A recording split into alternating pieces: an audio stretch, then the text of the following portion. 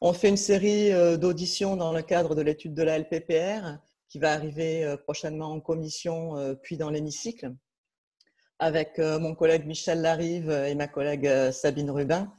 Michel Larive qui fait partie aussi de la commission éducation et Sabine affaires Rubin que j'avais rencontré, culturelles. oui. Voilà. Donc là, si vous voulez bien, je vous laisser vous présenter et peut-être nous donner votre point de vue sur la LPPR, notamment sur les modalités de financement, les nouveaux contrats qui sont apparus et la philosophie générale, voir un petit peu ce que vous en pensez. Olivier Coutard, je suis directeur de recherche CNRS. Je préside une section d'évaluation du comité national, mais je préside aussi la conférence des présidents de section qui couvre l'ensemble des disciplines scientifiques représentées au CNRS, donc presque toutes les disciplines scientifiques, à vrai dire. Donc il y a 45 sections et 46 même sections et commissions interdisciplinaires. Et ça, c'est un étage de ce qu'on appelle le comité national de la recherche scientifique. Un deuxième étage, c'est les conseils scientifiques des instituts disciplinaires du CNRS. Il y a 10 grands instituts disciplinaires. Et le troisième étage, c'est le conseil scientifique du CNRS. Et l'ensemble du comité national donc, a mené un travail assez approfondie de diagnostic et d'élaboration de propositions pour le projet de loi au printemps 2019, à partir du moment où la réflexion a été lancée par le gouvernement de l'époque. Et donc, on a rendu début juillet un document d'une grosse vingtaine de pages qui faisait état de ce diagnostic et de ces propositions. Et donc, c'est sur la base de ce travail que je m'exprime. Et pour dire les choses très rapidement, il semble que sur la base de ce travail, le diagnostic qu'on a établi soit en assez grand accord avec les éléments de diagnostic qui ont pu être produits, par exemple, par les groupes de travail, les 3 groupes de travail mis en place par la ministre, toujours au printemps 2019. En revanche, les propositions qui ont été faites et qui trouvent progressivement leur place dans le projet de loi tel qu'il se présente, nous sont vite apparus comme décalés par rapport aux attentes de la communauté scientifique et aux propositions qu'on avait pu formuler nous-mêmes. Et donc, c'est sur cette base-là qu'à plusieurs reprises, on a exprimé d'abord notre préoccupation, puis notre franche réticence face aux orientations du projet de loi telles qu'elles se sont progressivement précisées. Et sans qu'il y ait d'inflexion significative entre les premières annonces, disons, et le projet qui est soumis aujourd'hui au Parlement.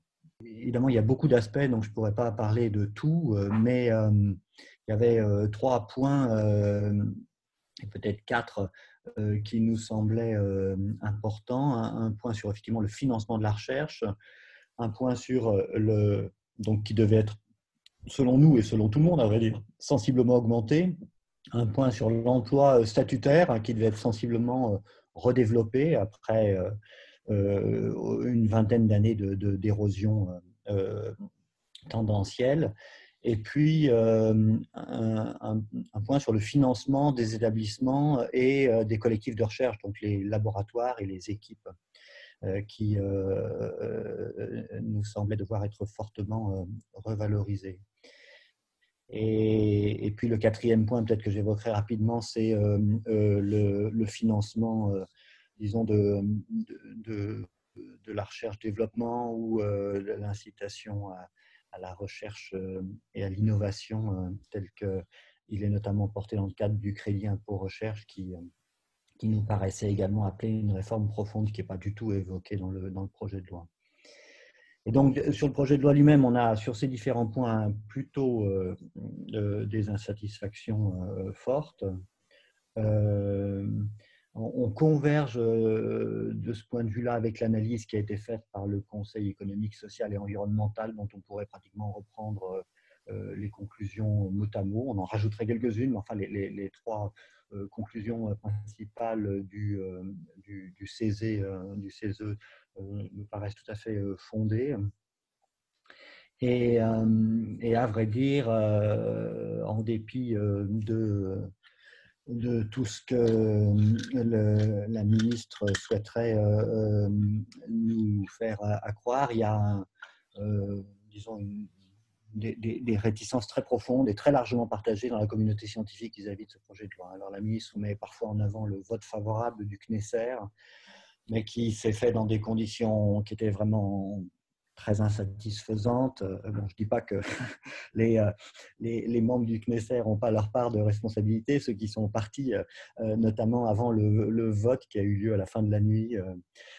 Mais enfin, ce vote n'est pas du tout représentatif de l'avis de la communauté. Et si tout le CNESER a fait voter, le vote aurait été clairement négatif sur l'ensemble du projet de loi. Donc ça doit quand même aussi nous interpeller, mais si l'avis du CNESER évidemment n'est que consultatif. Donc on a une situation paradoxale où finalement une loi qui doit faire l'unanimité, parce que la ministre nous a dit, et le président de la République et le Premier ministre ont dit on veut remettre la recherche au cœur du pacte républicain, on veut donner aux chercheurs du temps, des moyens et de la confiance, et donc tout ça devrait faire l'unanimité, et pourtant il y a une majorité de la communauté scientifique qui est soit franchement hostile, soit très dubitative. Et donc, c'est ce paradoxe qu'il faudrait arriver à éclaircir et à résoudre, puisque on ne peut que partager finalement les ambitions très hautes que le président de la République a souhaité donner à la recherche française et au sein de la recherche, à la recherche publique qui en est évidemment une composante importante. Sur le financement, d'abord, le président de la République a annoncé un financement sans équivalent depuis la Libération, donc on reconnaît là sa modération rhétorique habituelle. En fait, si on regarde les choses, il s'agit de mettre 25 milliards d'euros supplémentaires cumulés sur 10 ans dans la recherche publique, 25 milliards d'euros en euros courants, comme le projet de loi l'indique explicitement. Si on suppose, évidemment le PIB cette année n'est pas une valeur en hausse, mais si on suppose que le PIB évolue entre 2019 et 2028, comme il a évolué entre 2008 et 2017, c'est-à-dire en considérant finalement que l'impact de la crise sanitaire en cours ne sera pas plus profond que celui de la crise financière de 2008. Et si on applique ces 25 milliards d'euros supplémentaires, on voit qu'on reste à peu près à 0,8% du PIB de dépenses budgétaires pour la recherche publique, c'est-à-dire en fait un budget qui stagne. Et le constat est encore plus sévère enfin encore plus sévère, oui, mais disons, il est conforté par l'analyse qu'on peut faire des propositions pour le budget 2021, qui est l'avant-dernier budget qui engage l'actuel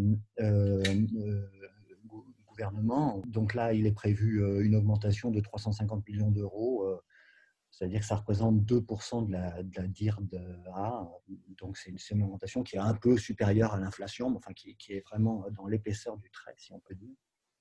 Alors la ministre maintenant évoque d'autres sources de financement, le PIA 4, on ne sait pas trop encore ce qu'il y aura dans le PIA 4, le plan de relance. Alors, le président de la République a annoncé 15 milliards d'euros pour l'innovation et la réindustrialisation du pays dans le domaine des technologies de pointe. Bon, l'Allemagne a annoncé sur son plan de relance 60 milliards d'euros pour l'enseignement, la recherche et l'innovation. Donc, comme on n'a pas le plan de relance encore, on ne peut pas savoir, mais enfin, il faudra voir dans quelle mesure et surtout de quelle manière cet argent est engagé, et si vraiment une partie viendra en soutien de la recherche et de l'innovation, et à quelle hauteur. Donc on peut dire que sur le financement, on n'est pas du tout y compris en cohérence avec les propres annonces du président de la République quand il est venu à la cérémonie des 80 ans du CNRS. il a réaffirmé avec force cet objectif des 1% du PIB. Donc même dans 10 ans, on n'y arrive pas.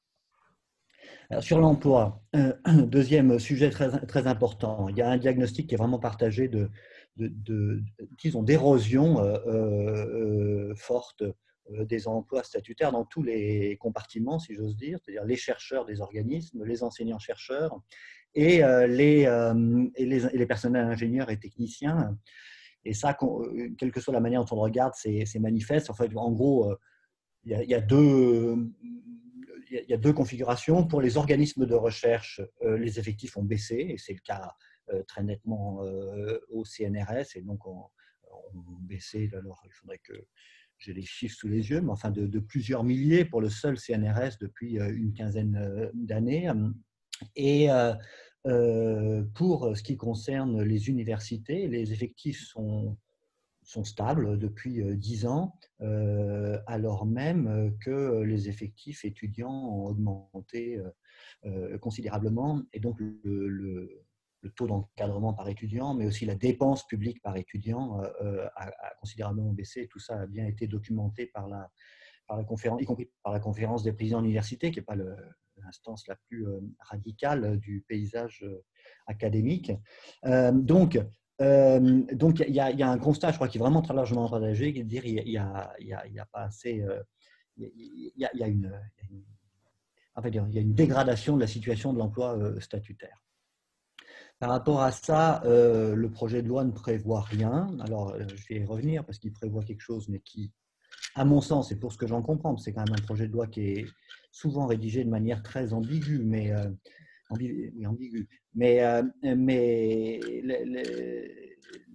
tel qu'on peut comprendre les choses, il n'y a aucune disposition relative à l'emploi statutaire. En revanche, on voit très clairement de très puissants mécanismes à l'œuvre pour l'augmentation et peut-être même l'explosion de l'emploi en contrat à durée déterminée.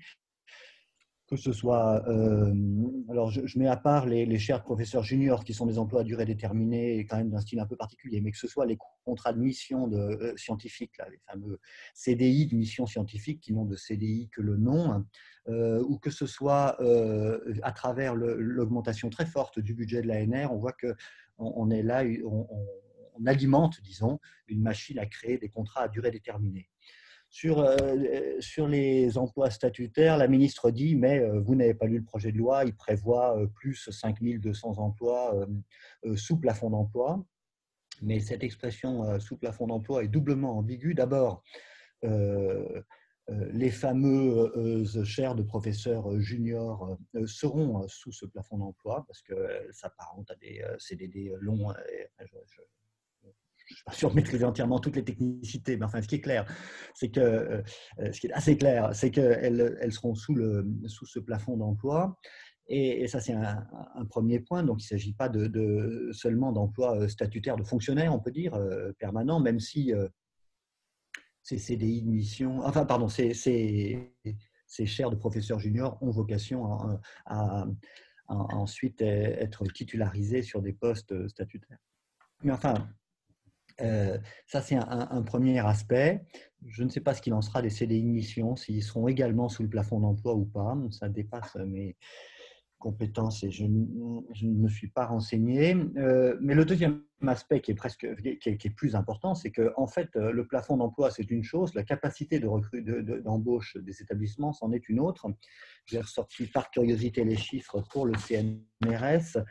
En 2019, donc fin 2018, le projet de loi de finances pour 2019 donnait au CNRS un plafond d'emploi de 28 600 emplois et le CNRS lui-même s'autorisait un plafond d'emploi de 25 200, c'est-à-dire 3 400 emplois de moins, tout simplement parce que le CNRS n'a pas les moyens de rémunérer 28 600 emplois de chercheurs et d'ingénieurs statutaires. Et donc, si on augmente de 500 le plafond d'emploi du CNRS, mais sans augmenter sa subvention pour charges de service public, eh ben, on pourra faire des annonces en disant on redéveloppe l'emploi scientifique, mais ça ne donnera rien parce que le CNRS ne pourra pas recruter un chercheur en plus. et peut-être même d'ailleurs qui sera obligé d'en recruter moins, on verra. Enfin, et on ne voit pas bien d'où viendraient les financements pour saturer ces plafonds d'emploi, c'est-à-dire pour permettre aux établissements de recruter autant que la loi les y autorise en apparence.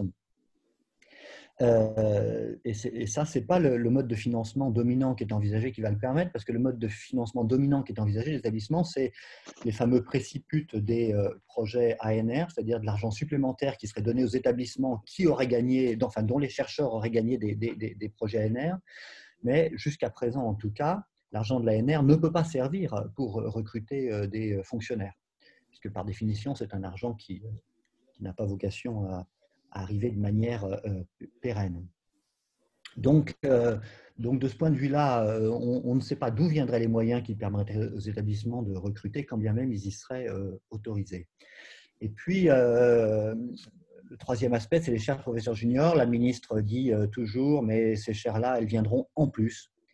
Et donc, elles ne pénaliseront pas l'emploi statutaire. Et cet argument évidemment est totalement vide de signification tant qu'on ne dit pas en plus de quoi.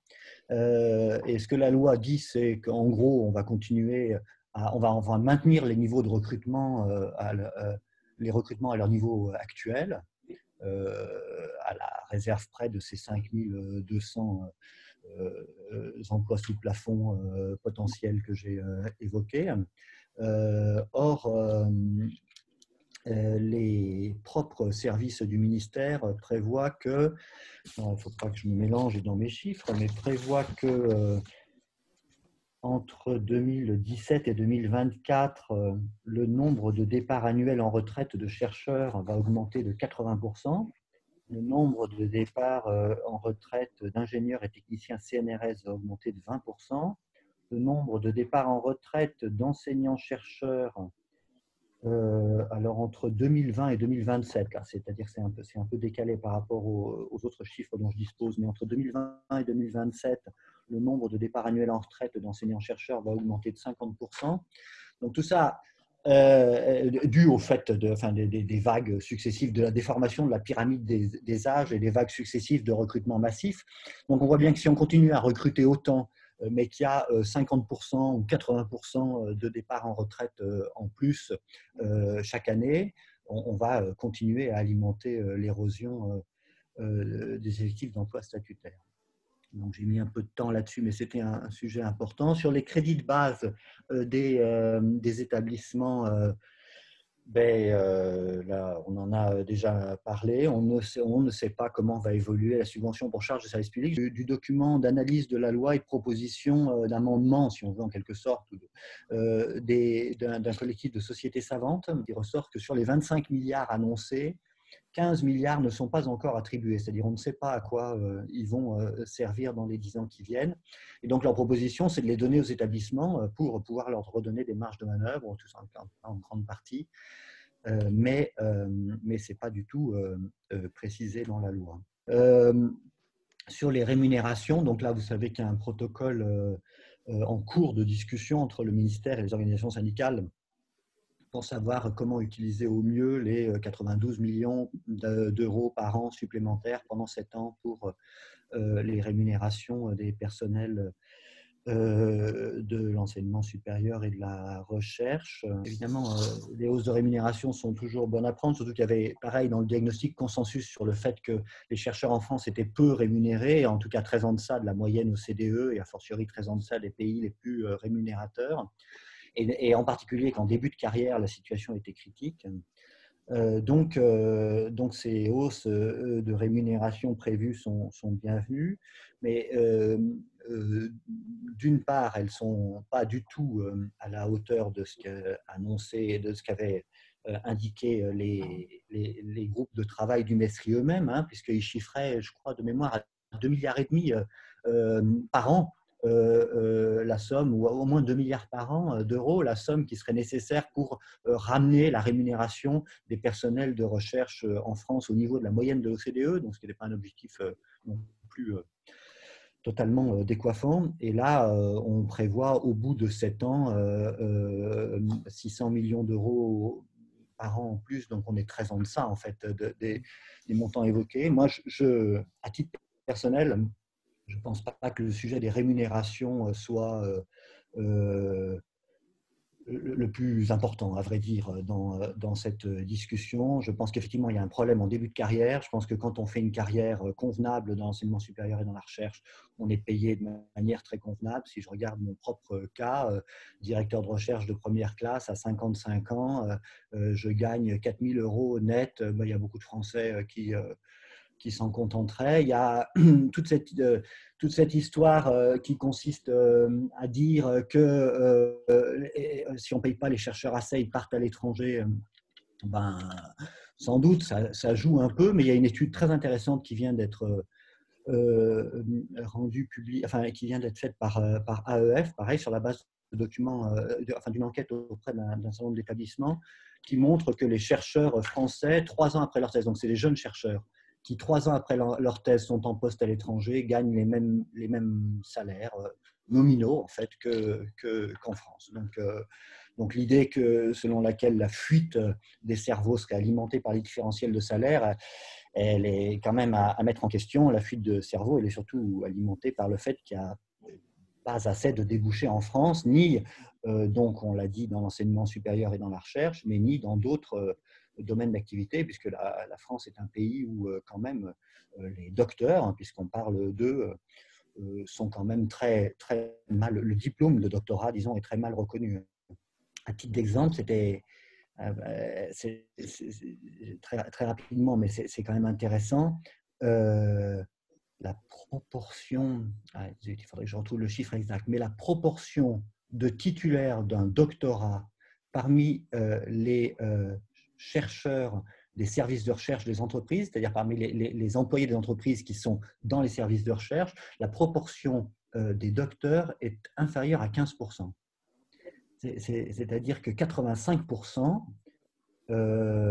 des chercheurs en entreprise ne sont pas des docteurs. Alors, en général, ce sont des ingénieurs. Et d'ailleurs, les docteurs sont en général des ingénieurs-docteurs. Donc, ils sont tous ingénieurs, mais sur ces ingénieurs, il n'y en a que 15% qui sont docteurs. Donc, on voit bien, ça traduit bien à quel niveau d'estime collective on place le doctorat en France. Donc, c'est plutôt ça les enjeux sur lesquels il faut jouer que la rémunération. Mais néanmoins, c'est vrai que commencer sa carrière après 10 ans d'études à 1 800 € net par mois, 1 700, ça c'est vrai que c'est sans doute un peu dissuasif. Puis 3 petits points très rapidement. La question de l'évaluation, je ne sais pas où on en est de la désignation du futur président ou de la future présidente du HCRS. Enfin, c'était quand même une affaire rocambolesque, mais sur le fond, disons, il y a quand même de vraies inquiétudes à nourrir sur l'idée qu'il faudrait qu'une large part du financement des équipes de recherche soit déterminée pour la période N+1, disons, soit déterminée par le résultat de leur évaluation à la période N. C'est un peu peut-être ce que le président du CNRS avait en tête quand il évoquait une conception, une loi darwinienne, c'est-à-dire en gros une loi où progressivement les forts se renforcent et on élimine les faibles. Or, en fait, les collectifs les plus faibles, alors je sais bien qu'ils se défendent cette interprétation simpliste, mais enfin, en tout cas, c'est un peu ça qui est à l'œuvre dans la conception de l'évaluation qui a l'air de sourdre dans la loi, puisque l'idée, ça serait donc de conditionner les financements aux résultats de l'évaluation. Or, en matière de recherche, je ne dis pas qu'il faut mettre tout son argent sur les équipes qui n'ont jamais rien fait, mais ce qu'on voit, c'est que des équipes qui, disons, ont des évaluations moyennes pendant un certain temps peuvent, dans une période ultérieure, être des équipes qui font des percées scientifiques majeures. Et l'exemple qui est souvent pris, c'est celui de l'équipe de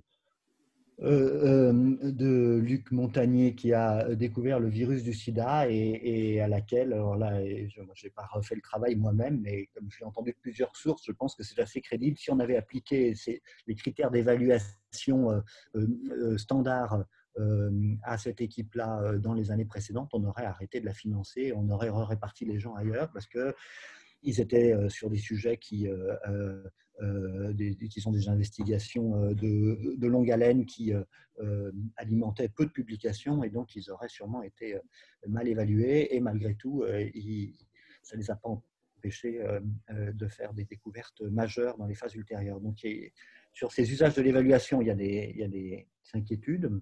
Sur la simplification annoncée par le président de la République, quand il est venu aux 80 ans du CNRS, il a dit, mais oui, on va simplifier, vous allez voir, on va débureaucratiser tout ça. Une jeune chercheure a expliqué que son principal problème, c'était de devoir remplir des autorisations de cumul de rémunération pour pouvoir avoir des activités rémunérées en plus de son salaire de chercheur. Et donc, le président a dit, très bien, on va vous débarrasser de tout ça. Et effectivement, il a tenu promesse de ce point de vue-là. Il n'y a plus d'autorisation de cumul préalable à obtenir pour les chercheurs qui souhaitent exercer des activités rémunérées annexes. Mais ce n'est pas du tout ça la question centrale de la simplification de la vie de la recherche. C'est la possibilité pour les établissements et pour les équipes de gérer leurs crédits sur une base pluriannuelle, plutôt que d'épuiser les équipes administratives à faire des faux finalement soldes budgétaires à la fin de chaque année pour faire des redotations fictives au début de l'année suivante, ce qui fait que les services de gestion sont fermés pendant 4 mois pour pouvoir gérer des masses d'informations absurdes. C'est le reporting permanent, c'est le contrôle a priori, au lieu de faire confiance aux labos et aux chercheurs et aux établissements qui, après tout, ne sont pas tous des voleurs pour respecter les règles et qui, évidemment, avec des contrôles a posteriori pour vérifier que tout le monde ne fait pas n'importe quoi, mais plutôt que de démultiplier les procédures qui épuisent tout le monde. Donc, c'est ça la simplification qui était attendue. Elle n'est pas du tout au rendez-vous. Et elle n'est pas non plus au rendez-vous quand on favorise la multiplication des établissements expérimentaux. Donc, moi, qui suis à l'Université de Paris-Est, je peux en parler en première ligne. On crée des choses qui sont d'une complexité inouïe, qui nourrissent l'inflation, la création de couches de management et de communication absolument pléthorique. Donc, il y a plein de chargés de mission en tout genre sur toutes sortes de dossiers, tout ça au détriment évidemment des moyens directs pour la recherche. Donc la simplification non plus n'est décidément pas au rendez-vous. Et puis, il faudrait aussi évoquer la situation des universités, la situation, j'allais dire, tendancielle des universités avec l'accroissement du nombre d'étudiants dont j'ai parlé et les problèmes de locaux, de personnel, enfin de tout, à vrai dire, auxquels elles sont confrontées de manière de plus en plus vive, et la situation conjoncturelle des universités, puisque la rentrée universitaire qui s'annonce, comme dans d'autres domaines, à vrai dire, mais va sans doute être assez compliquée à gérer sans qu'on voit vraiment comment le ministère les a aidés à s'y préparer.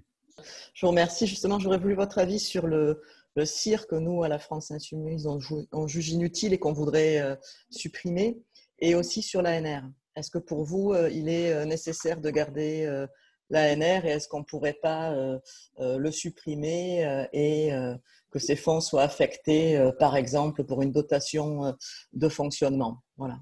Je voudrais votre avis sur ces deux dispositifs. Alors, merci. Alors, le crédit impôt recherche, je crois que c'est un tabou. Donc, il a été sanctuarisé par plusieurs présidents de la République successifs d'obédience politique diverses, ça va dire. Bon, on peut dire qu'à minima, il est mal nommé, c'est-à-dire que c'est un crédit d'impôt, ça c'est sûr, mais ce n'est pas un crédit d'impôt recherche. On pourrait dire, si on est très conciliant, que c'est un crédit d'impôt innovation, ou il y en a déjà un autre, qui c'est un crédit d'impôt éventuellement développement technologique. Ça, c'est sans doute, on est sans doute plus près de la réalité. Un autre chiffre intéressant, c'est que si on regarde les dépenses de sous-traitance des entreprises pour leurs activités de recherche, et là c'est pareil, c'est dans les groupes de travail du MESRI que ces chiffres-là avaient été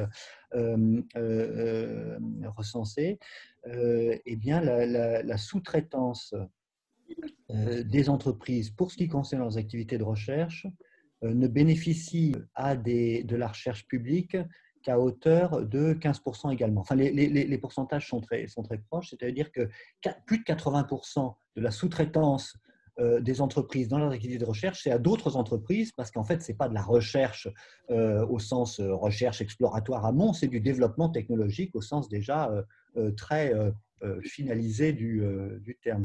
Réécoutez ça, mais enfin, en tout cas, donc le crédit impôt recherche, c'est un crédit d'impôt qui ne bénéficie pas vraiment à la recherche. Alors il y a eu quand même des évaluations qui ont été faites par France Stratégie, etc. Et donc dans le projet de loi de finances 2020, oui, c'est ça, dans le projet de loi de finances 2020, dans le document relatif à l'enseignement supérieur, Bernard Larouturou, là, qui est le directeur général de la recherche et de l'innovation, disait lui-même que le facteur multiplicateur du crédit impôt recherche était égal à 1. Donc, multiplier par 1, c'est mieux que de multiplier par 0,3, c'est sûr, mais enfin, c'est quand même pas faramineux. Ça veut dire que quand l'État met 1 euro renonce à 1 euro d'impôt finalement au titre du crédit d'impôt recherche, eh bien, en moyenne, les entreprises dépensent 1 euro de recherche de plus que ce qu'elles auraient dépensé en l'absence du dispositif. Donc, ça veut dire qu'elles utilisent l'argent que l'État leur rétrocède en moyenne pour faire ce qui est attendu, c'est-à-dire de la recherche. En moyenne, ça veut dire qu'il y en a qui font mieux et donc il y en a qui font moins bien. Et tous les témoignages convergent pour dire que de toute façon, l'usage du crédit impôt recherche n'est pas contrôlé et qu'il s'y passe un peu n'importe quoi. Donc voilà, j'allais dire les évaluations les plus favorables disent que, en gros, l'État n'est pas volé, mais que, en moyenne, mais qu'il y a un effet multiplicateur nul, on peut dire, égal à 1. Donc, si on compare par exemple au FUI, là, qui est un autre dispositif d'aide publique à l'innovation, ou à la recherche innovante, ou je ne sais quoi, ou aux relations recherche entreprise, là, des études similaires donnent un facteur multiplicatif égal à 3. Et donc, si le crédit impôt recherche réformé, parce que nous, je ne suis pas forcément certain qu'il faille supprimer le crédit d'impôt recherche, mais un crédit impôt recherche réformé, un peu plus conditionnel, un peu plus contrôlé peut-être lui aussi. Un peu plus peut-être aussi coercitif dans le sens avec une obligation d'allouer ses fonds à la recherche et un contrôle. Oui, c'est ça. Un conditionnel, ça serait de dire faire de la recherche et puis mettre un peu des moyens supplémentaires des entreprises et puis développer les partenariats avec la recherche publique, pas forcément pour toute la somme, mais pour au moins une partie. Si on arrivait à un facteur multiplicatif de 3, ça veut dire que quand l'État mettrait 6 milliards dans le crédit impôt recherche, ou 7 bientôt, les entreprises en mettraient le double, et donc au total, il y aurait 20 milliards de plus dans la recherche. Et ça permettrait d'atteindre la cible de financement de la recherche que poursuit le président de la République. Donc pourquoi est-ce qu'on ne réforme pas le crédit impôt recherche? C'est un vrai mystère. Enfin, ce n'est pas le seul, évidemment, hein, mais c'est un vrai mystère et c'est vraiment très dommageable. Ça fait partie des instruments qui, justement, pourraient permettre de développer les liens entre la recherche publique et les entreprises, dont on voit que quand même ils sont encore très, très ténus en France par rapport à d'autres pays. Il y a des choses qui marchent très bien. Les thèses CIFRE, par exemple, ça marche très bien parce que là, il y a une contrepartie immédiate. L'État paye, disons, 40% du coût salarial d'une thèse, mais en contrepartie de ça, il y a un doctorant, il y a un projet de thèse, il y a quelque chose de tangible, et là, c'est d'un grand bénéfice mutuel. Donc on sait inventer des dispositifs qui permettent de favoriser le développement de la recherche en général et des partenariats entre recherche publique et recherche industrielle si on souhaite le faire. Je crois que ce n'est pas une question de savoir-faire, mais de vision Oui, qu'on a de la recherche. Et sur l'ANR ? Alors sur l'ANR, eh bien, là c'est pareil, moi, enfin, je ne suis pas le plus radical hein, des membres du comité national. Enfin, donc, moi, je ne pense pas qu'il soit nécessaire, ni peut-être même souhaitable de supprimer l'ANR, ce qui en revanche est très préjudiciable, c'est de donner à l'ANR un rôle sans cesse plus important et sans cesse plus exclusif finalement dans le financement de la recherche et surtout dans le financement de la recherche sur projet. Parce que si on regarde évidemment la part du budget de l'ANR dans le financement de la recherche, dans le budget de la recherche en France, ça reste une part modeste. Hein.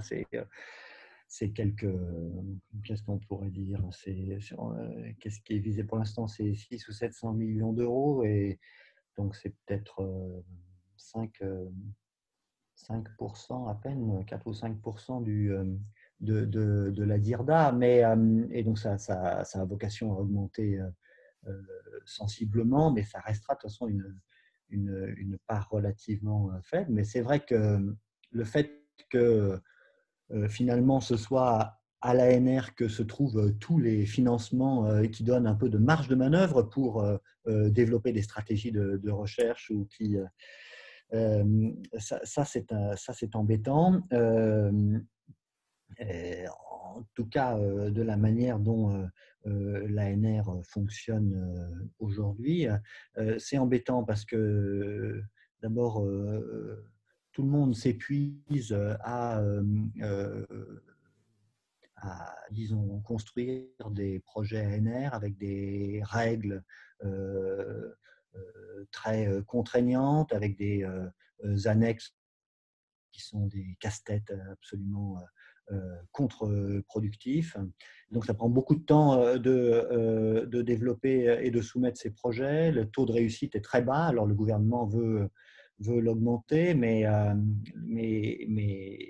verra sur pièce ce qui se passe. Mais tout ça, ça fait une très grande dissipation d'énergie. Et par ailleurs, ça contraint aussi beaucoup les thèmes, c'est-à-dire dans les années récentes en tout cas, les appels à projets ANR ont été déclinés. C'est-à-dire on a des grands domaines, et puis dans ces grands domaines, on dit on va financer des projets sur tel truc, et le truc en question, c'est quelque chose d'extrêmement ciblé.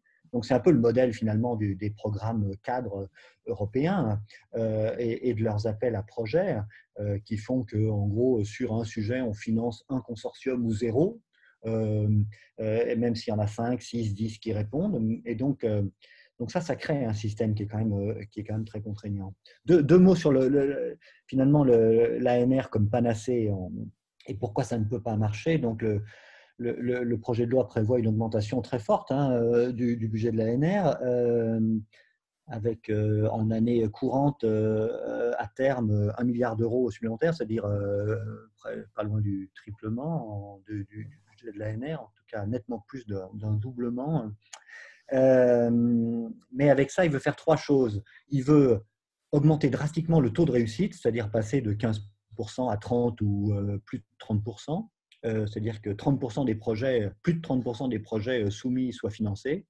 Il veut augmenter le financement de chaque projet, ce qui aura entre autres comme conséquence d'augmenter les contrats de travail à durée déterminée de post-doc et autres main-d'œuvre bon marché dont on a parlé.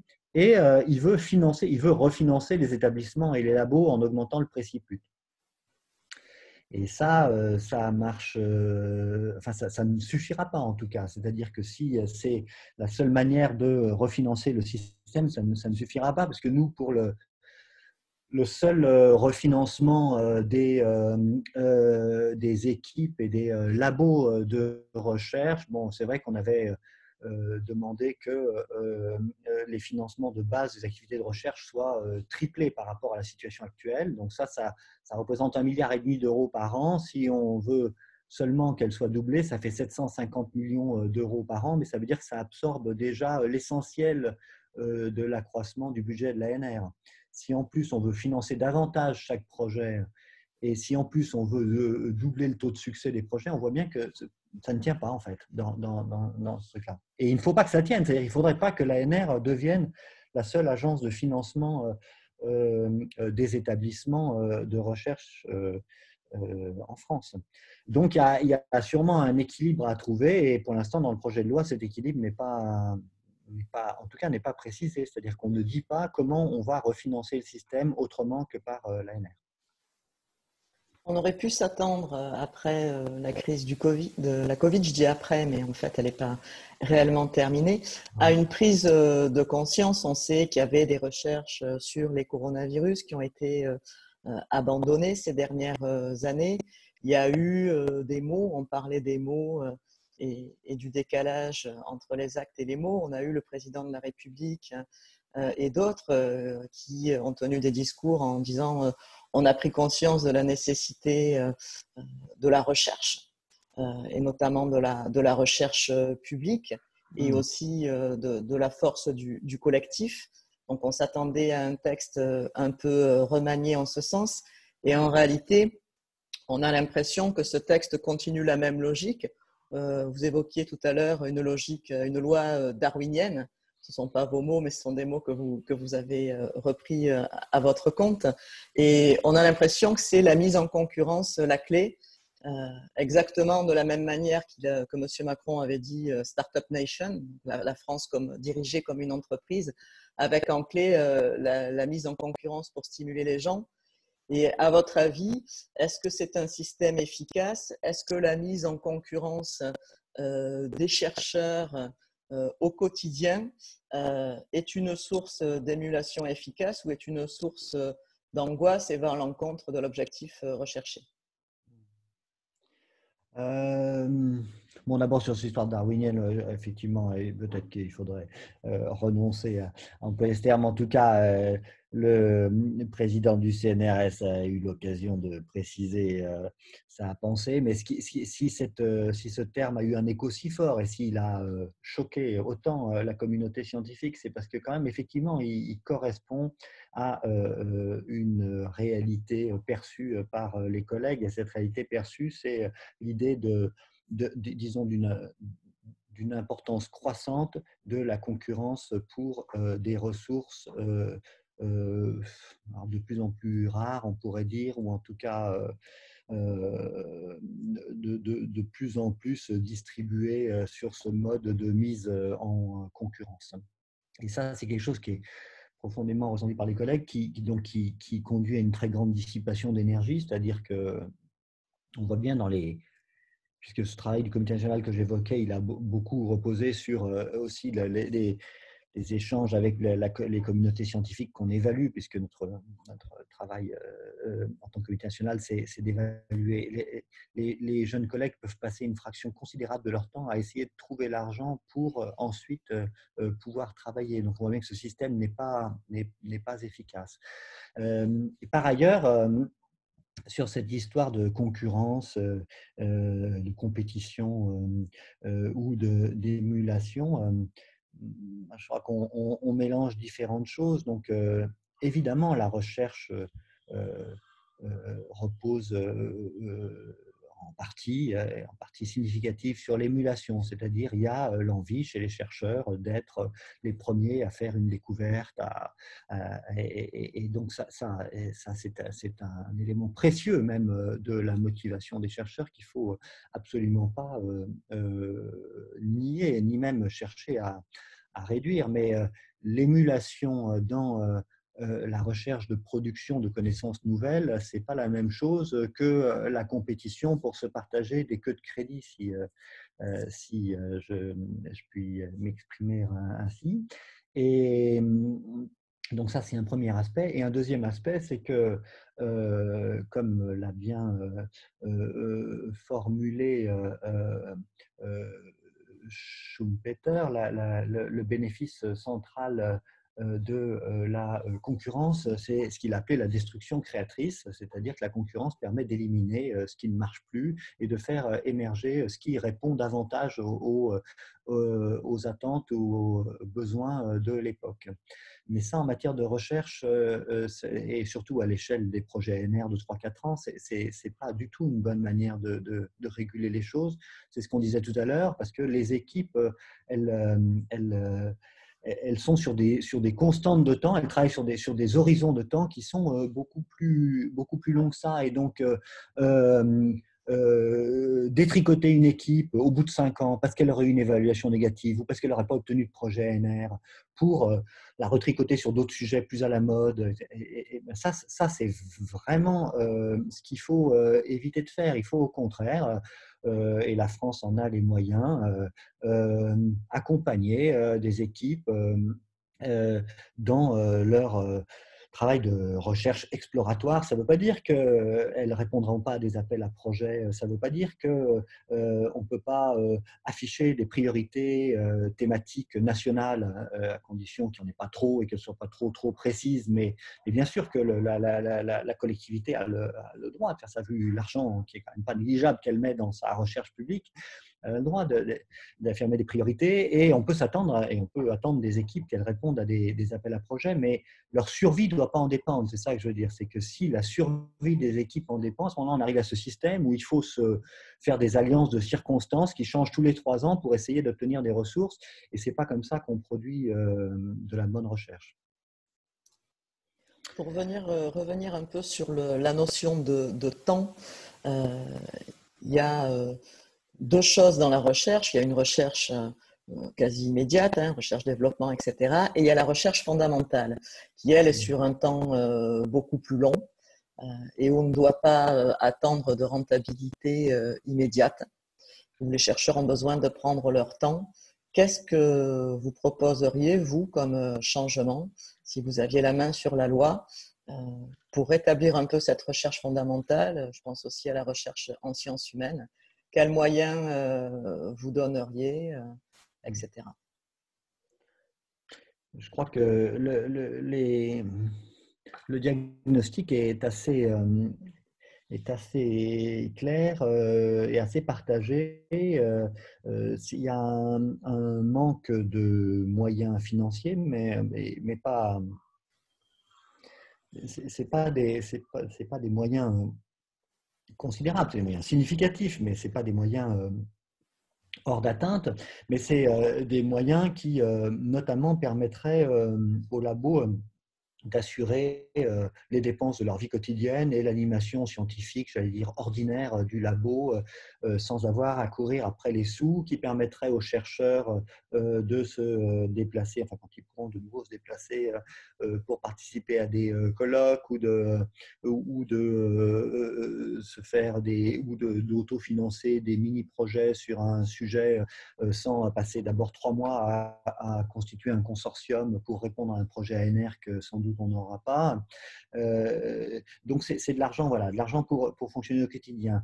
Manque d'argent, manque de temps, parce que d'une manière, enfin, pour les enseignants-chercheurs, le tableau est assez vite dressé. Il y a de plus en plus d'étudiants et de moins en moins de personnel. Donc, forcément, ça pèse de plus en plus lourd la gestion, disons, de leurs activités d'enseignement, mais aussi d'accompagnement des étudiants, mais aussi de responsabilité des formations, mais aussi de gestion des établissements. Tout ça leur prend de plus en plus de temps au détriment de la recherche. Et là, pour le coup, la loi propose de développer les possibilités d'accueil en délégation pour des années de recherche, mais s'il n'y a pas dans le même temps création de postes supplémentaires, le travail ne va pas se disparaître par magie. Donc manque de moyens, manque de temps, et puis et manque de dans ce manque de temps en quantité, il y a aussi un manque de temps en qualité, parce que les collègues sont en permanence sollicités pour des tas de choses toutes plus urgentes les unes que les autres.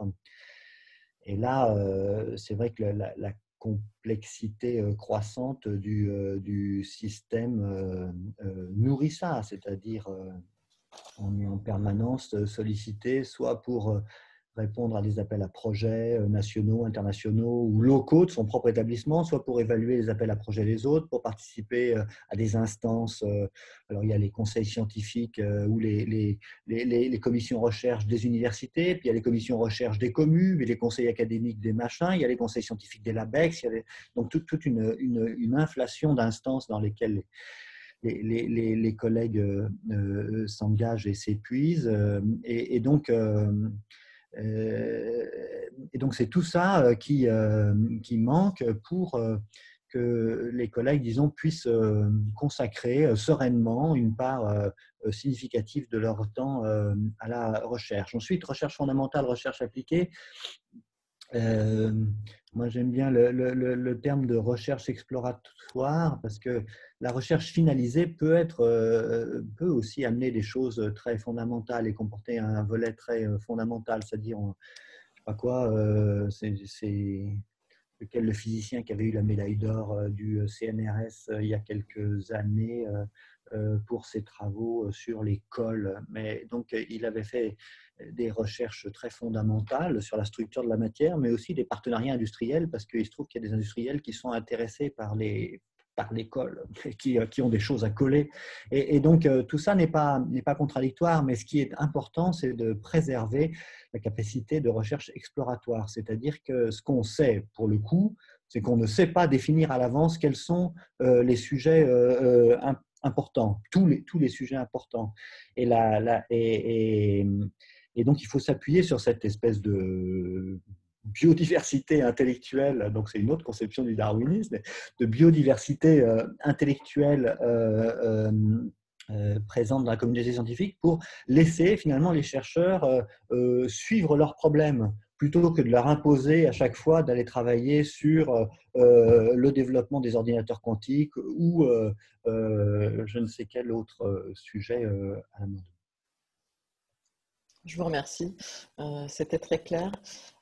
Au niveau du sens, le sens du métier de chercheur aujourd'hui, j'aimerais bien avoir votre avis sur ça. Non, on voit que c'est...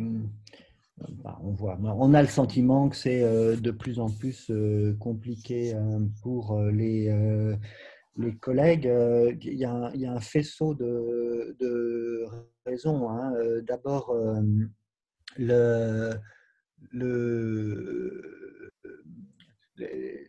disons, les déclarations d'intérêt et d'amour fluctuantes des pouvoirs publics. On se souvient tous des déclarations du président Sarkozy en 2007 disant aux chercheurs en gros qu'il fallait qu'ils se mettent à bosser et qui était vraiment un procès cruel, disons. Mais si on prend l'actuel président de la République, avec une collègue, on s'est amusé, si on peut dire, à mettre en regard deux déclarations récentes. Donc, la première, c'était son grand discours sur la recherche au printemps 2017 à l'INRIA, en présence d'Antoine Petit déjà, disant « Nous ne parviendrons à véritablement faire entrer la France dans le siècle qui vient et à aller de l'avant qu'en reconnaissant la part que joue la connaissance, la recherche, l'innovation, l'enseignement au cœur de la promesse de progrès qui est celle de la République. » Là, ça ronfle. Enfin, je veux dire, on est Ça content, claque. évidemment, quand on entend ça, parce qu'on est presque déjà inquiet de la responsabilité qui pèse sur nos frêles épaules. Et puis, récemment, à des journalistes du Monde, il a déclaré que le monde universitaire était coupable, qu'il a encouragé l'ethnicisation de la question sociale en pensant que c'était un bon filon. Or, le débouché ne peut être que sécessionniste. Cela revient à casser la République en deux.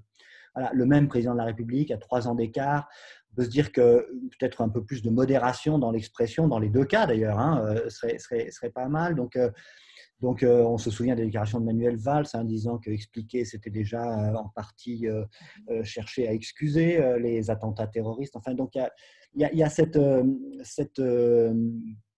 ce discours ambivalent là, qui porte la recherche au pinacle, mais qui en même temps attaque des fois de manière vraiment disproportionnée tel ou tel courant de travaux. Mais de manière plus générale, finalement, la recherche commence à être touchée par l'espèce de défiance qui se développe vis-à-vis de l'ensemble des institutions. Et de ce point de vue-là, je pense que les péripéties de la crise sanitaire, disons, dans sa phase du printemps 2020, là, ne peuvent pas faire du bien à la recherche quand on voit des chercheurs